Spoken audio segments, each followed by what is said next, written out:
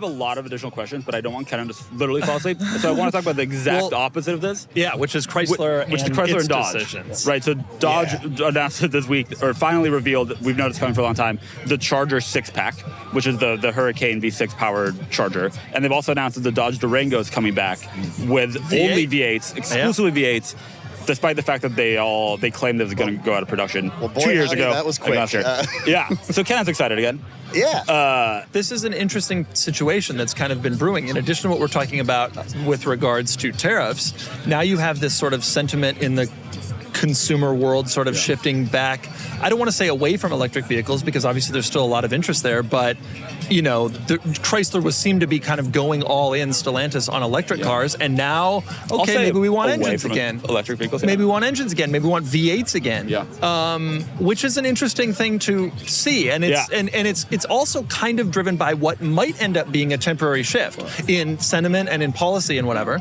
But nonetheless, this is kind of happening. Right. I do feel for the manufacturers because that level of whiplash is. I mean, product cycles are designed so far in advance, and it really has things. Obviously, electric has become a way of the direction that things are going. So to have to then all of a sudden change to get the internal combustion again is kind of crazy. By the way, it's not like they're shifting. I mean, the Hurricane V6 is new, but for a different product initially for the Ram. They're not bringing out a new V8 for the Durango or a new model for the Durango. No, it is but the same I would car argue people don't want the new stuff. No. They actually, what they specifically wanted was the old engines that made the big power and the big torque and sounded like they do. Yeah. What are your thoughts on sort of a shifting world of consumer demand? Is this permanent? Are we going back in the direction of combustion engines? When are we seeing a V8 in the Rivian? We're not planning any V8s in the Rivian. Alas. I know you're on the edge of your seat. But someone will do a swap it. Someone will do that at some point. How would you? Someone will figure it out. Wheel of that SUV. There is enough YouTube dollars out there that someone will figure it out. That's a good first. Someone put the V8 on a Cybertruck. Yeah, but when you have 1,050 horsepower, it's hard to beat that. Well, no, you wouldn't be beating it. You would actually you'd be downgrading the slower. Yeah. But what do you think? I mean, it's an interesting situation. Obviously, you're noticing this as well. Yeah, I'm sure. You said it. It's in the list of things I didn't expect, which there's the list is growing. I wouldn't have expected a lot of the manufacturers that had started to really lean into electrification to so quickly lean back out and then reinvest in engine programs, vehicle programs built around engine architectures. And you said it. I'm sure it's challenging for the teams on those programs. I can't imagine. But you can see why. They're optimizing around the short term. There's clearly customers that can be picked up through that. The hard question, for the manufacturers, and I think for us as a country and as like an industry, is what does the 2030s look like? So the end state is very clear. And if you underinvest in electrification and rely in terms of profitability and product desirableness on sort of your classic old hits, if you will, are you going to find yourself unable to compete when the world inevitably does make that full shift? And so I say this all the time. I really hope everybody continues to lean into electrification. I think more competition is really healthy. So you view this as a temporary shift. You view this as this isn't going to be something that lasts and sticks around, but nonetheless, it's happening currently. They're going after this, but maybe they're making the wrong decision, chasing short-term customers and short-term revenue and not focused on the long-term. Yeah, I think, and these are big shifts. I mean, it's a shift, especially for someone who's, I think if you've been driving cars for 30, 40 years and it was hard to lose the manual transmission.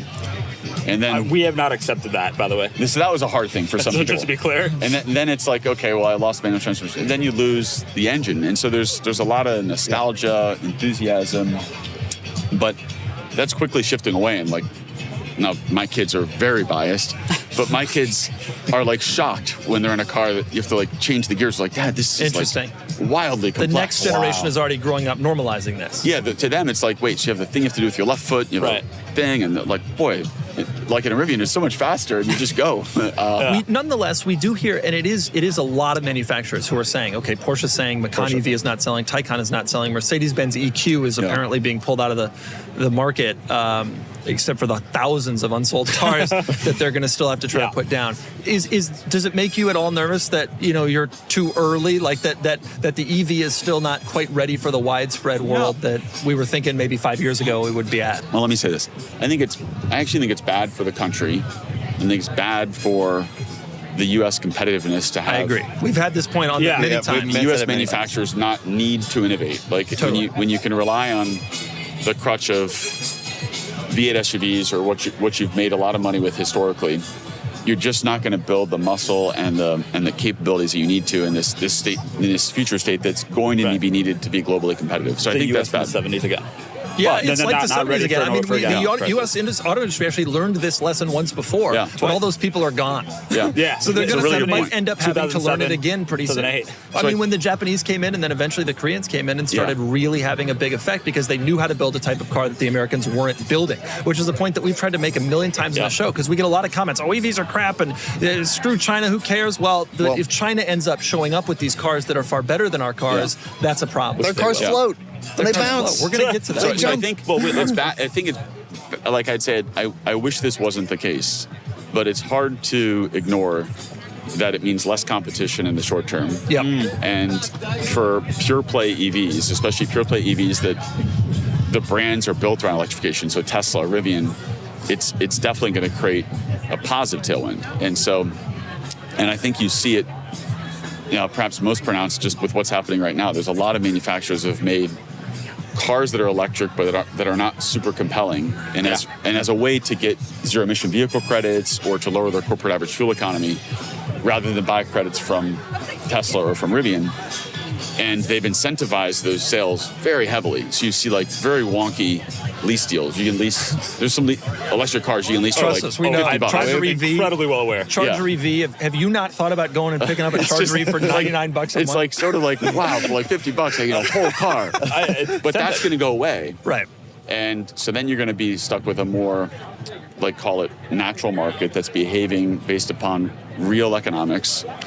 And then I think that the gap between the folks that are not building EVs so that's is going to grow. And so the subtext in your answer is you're not nervous about that you're too early. Quite the opposite. You think you're well positioned for what will inevitably happen. Yeah. And these other automakers are maybe the ones who are kind of screwing things up. Transitions like this are always tough, and there's no direct analogy that has all the exact same things. But if you go back a long time, peak horse was in the 1920s. So like peak horse right before there was no horse. Yeah. Right before there was no horse. Yeah. And peak horse. Yeah. I like that. How did we get using peak that? horse? That's a great phrase. And we are, by the way, peak peak V8. I think Peak V8, as we should be. We've got to talk boots. Brunt Workwear Boots. They've been a great partner to this car pod, but I have been called out in the comments for not being a boot guy. Well, recently I headed to Belgium for the Grand Prix at Spa, a notoriously muddy place when it rains. I decided to take my pair of Brunt Marin boots, and everything I said about them in the last podcast is true. They didn't take long to break in, they were very comfortable, and they kept my feet warm and dry when the heavens opened at Spa. I also wore them at the Bois Jacques Forest, the site of the famed stand of the Easy Company of the 101st Airborne during Battle of the Bulge. These boots allowed me to get around the foxholes with ease and pay my respects to the men who served there. They helped me create a memory that I will genuinely carry forever. The founder, Eric Girard, grew up blue collar, worked alongside his buddies in the trades, and kept saying that the big brands had stopped caring. They had turned into fashion brands and hadn't changed in 100 years. So Eric built Brunt from the ground up for real hardworking people. Every boot is named after one of the guys that he grew up with. Real people, real jobs. You can literally wear them to work, beat them up, and if they're not right for you, send them back. Who else does that? Brunt was tired of the workwear brands that were cutting corners. You work too hard to be stuck in uncomfortable boots that don't hold up. So they built something better.